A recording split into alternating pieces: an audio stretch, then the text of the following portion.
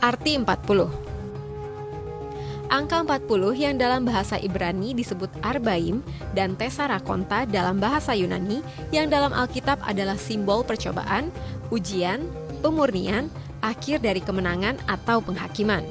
Di dalamnya, angka 40 sering digunakan untuk menunjukkan periode waktu tertentu seperti 40 hari atau 40 tahun.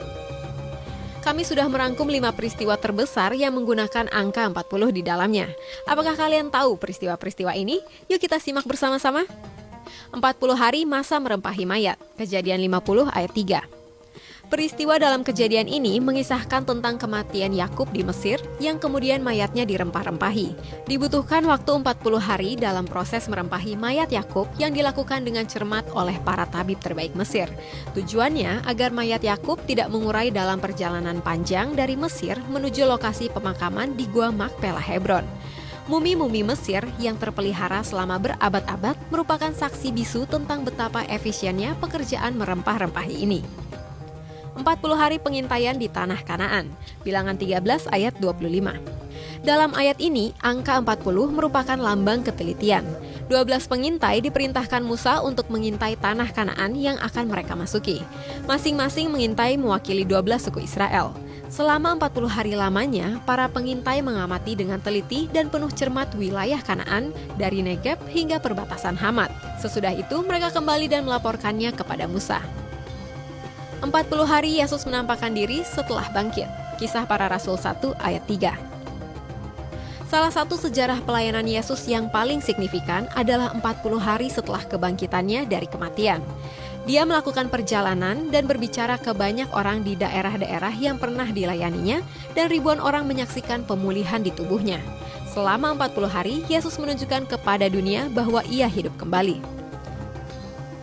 40 hari, 40 malam hujan. Kejadian 7 ayat 12. Ayat ini terjadi di masa Nuh di mana hujan turun tanpa jeda atau reda selama 40 hari 40 malam lamanya. Dan ini berlangsung di seluruh bumi secara serentak, bukan seperti yang sering terjadi hanya pada satu wilayah saja.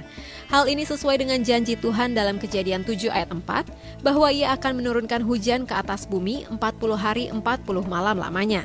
Selain hujan 40 hari 40 malam, dalam kisah ini Alkitab juga mencatat bahwa 40 hari lamanya air bah meliputi bumi. Kejadian 7 ayat 17. 40 tahun dan korelasi dengan hidup Musa. Agama monoteistik Yahudi dan Kristen menganggap Musa adalah nabi pertama sebab dia yang menulis kitab-kitab pertama, yaitu kitab Taurat. Angka 40 lekat dengan kehidupan Musa. Tidak ada orang lain yang memiliki fase hidup yang begitu lengkap seperti Musa. Ia melewatkan masa 40 hari dan 40 malam di atas Gunung Sinai. Dan bukan kebetulan ada korelasi 40 hari dan 40 tahun itu merujuk kepada umur atau kehidupan Musa.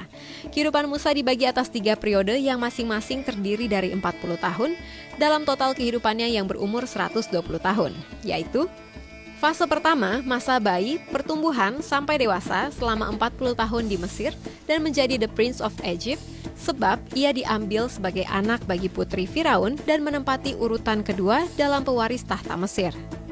Selama 40 tahun Musa dalam pelarian dan tinggal di luar tanah Mesir, di tanah Nod, di Midian, dan lain-lain sehingga kita mendapatkan detail nama-nama tempat atau wilayah di sepanjang kitab Kejadian. Pada fase ini, Musa menjalani kehidupan sebagai orang biasa, seorang pengembara, dan memahami banyak hal di luar pengalamannya masa lalu sebagai bangsawan. Fase ketiga adalah masa 40 tahun perjalanan keluar dari Mesir, Exodus, di padang gurun di mana Musa menjadi pemimpin bagi bangsa Israel sekaligus sebagai Nabi Allah. Musa wafat di usianya yang ke-120 tahun, Ulangan 34 ayat 7. Dan masih banyak lagi peristiwa di dalam Alkitab yang menggunakan angka 40. Apakah Anda tertarik untuk peristiwa ini dibahas lebih lanjut? Tulis fakta Alkitab angka 40 di kolom komentar ya. Angka dalam Alkitab dan numerologi. Apakah angka dalam Alkitab memiliki arti? Apakah numerologi ada dalam Alkitab? Dalam Alkitab, angka kadang digunakan untuk melambangkan sesuatu. Untuk tahu apakah angka tertentu dipakai sebagai lambang, maka harus melihat konteksnya. Sementara itu, numerologi adalah keyakinan apapun dalam hubungan ilahi dan mistik antar angka dan suatu peristiwa. Angka simbolis dalam Alkitab bukan numerologi.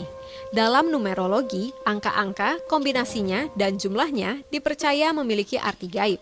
Misalnya, dengan sebuah metode numerologi yang disebut gematria, para kabalis Yahudi berupaya memecahkan makna tersembunyi dalam kitab-kitab Ibrani dengan menetapkan dan menghitung nilai numerik setiap huruf. Namun Alkitab begitu jelas menentang numerologi yang merupakan bagian dari ilmu gaib dan bahkan aktivitasnya dikutuk Allah. Ulangan 18 ayat 10-12. Alkitab menggunakan angka 40 untuk menekankan kebenaran rohani. Ada beberapa orang yang terlalu mendalami ilmu bilangan dengan berusaha mencari makna di balik tiap angka dalam Alkitab. Seringkali sebuah angka di dalam Alkitab hanyalah angka. Begitu halnya dengan angka 40.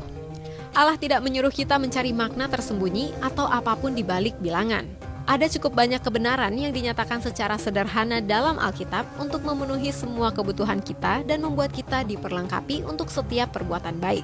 2 Timotius 3 ayat 17. Demikianlah fakta Alkitab mengenai